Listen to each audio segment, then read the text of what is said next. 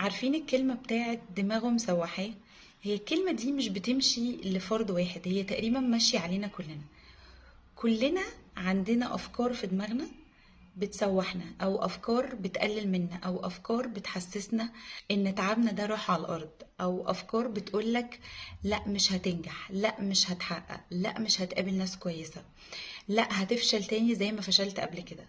الأفكار دي مش انت.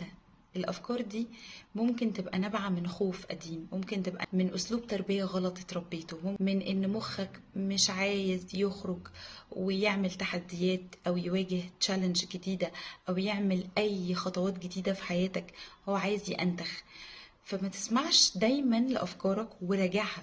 راجع أفكارك باستمرار، شوف الأفكار دي جاية بناء على كلكم موقف عن واحدة أعرفها بتعمل شغل هاند ميد حلو جدا، بتعمل بجد شغل حلو جدا.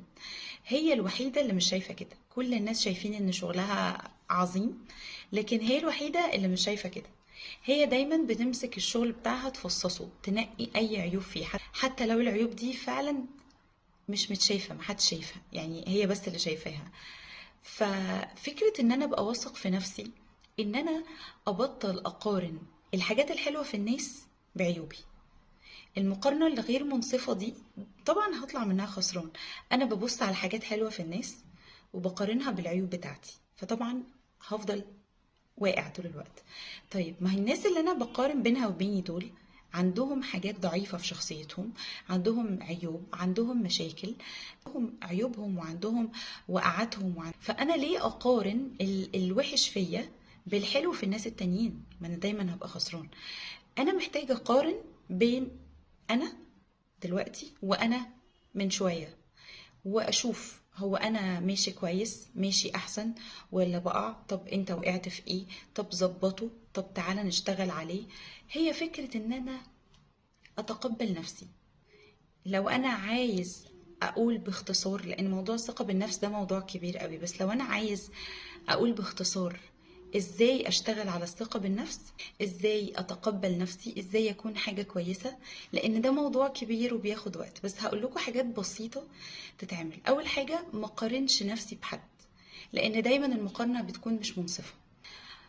تاني حاجة ان انا اتصالح مع فكرة نقصي، اتصالح مع فكرة ان انا محدود، انا انسان عندي عيوب وعندي سقطات وعندي حاجات بعمل فيها كويس وحاجات بعمل فيها وحش. بلاش استنى من نفسي ان انا اكون كامل، ان انا اكون بعمل كل حاجة تحفة. فاول حاجة بتخليني واثق في نفسي ان انا ابقى متصالحة مع فكرة ان انا محدودة، انا عندي عيوب زي باقي الناس، انا بفشل في حاجات زي باقي الناس وبعمل حاجات كويسة زي باقي الناس. دي اول حاجة تخليك مش متحسس قوي وجازز قوي، احسن افشل، احسن اغلط، احسن كذا يبقى وحش. ان انا كمان اشوف امكانياتي، ان انا اراجع مع نفسي كده، انت عملت كذا، انت سويت كذا، انت انجزت في كذا. فلازم اقعد كل فترة مع نفسي اراجع نفسي واشوف امكانياتي، وما اقللش مني، وما اقللش من نجاحاتي، وما اقللش من الصفات الكويسة اللي فيا. اجرب اعمل حاجات من وقت للتاني تضيف لي، لان ده بيخليني اثق في نفسي اكتر واحس ان انا عندي ديسيبلين. لا انت بتحاول في كذا، لا انت بتشتغل على نفسك في كذا. حتى ان انا اشغل فيديو دلوقتي اسمعه عن اي توبيك تفيدني في حياتي، ده في حد ذاته انا بشتغل. ما هو انا طب اتبرعت بوقت بتاعي وبوقت كان ممكن اعمل فيه حاجات تانية كتير، ان انا اشتغل على نفسي في حاجة انا محتاجة اطورها او اشتغل عليها. فما تستهونش ابدا باي حاجة كويسة انت بتعملها.